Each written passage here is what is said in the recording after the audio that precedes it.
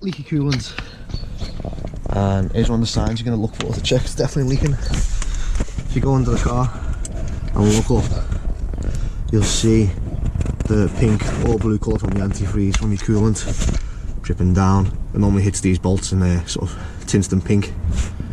When it's down here at this point, it normally means it's a thermostat housing that's leaking.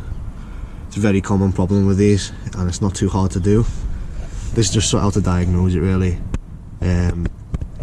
But I have got a video on that, how to fix that thermostat housing, so if you look on my channel you'll probably find it. If this is definitely not your problem and it's still leaking but you can't see the residue of the antifreeze coming here, you might have a split bottle. And your bottles at the top normally splits around the line here or at the bottom, which is quite hard to see, but you'll also see the residue build up at the very bottom.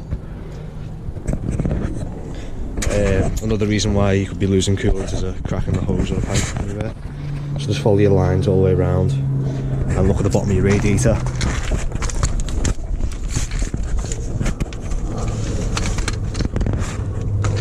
Which is this pipe here, and this pipe up at the top. So just keep an eye on them pipes, make sure there's no splits or cracks in them. Follow them all the way around. Make sure they're okay at the T, there's no split in there. Or at the top here, to the thermostat housing, and keep an eye on the pipe. You don't know what sort of dirt and debris can be kicked up off the roads and split these pipes.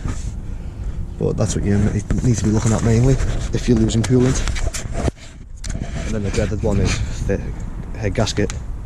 If you're losing coolant at quite a quick rate, it could be a head gasket as well. It's letting coolant into the engine, but I'll do another video on that later to prove how to find out if it's that.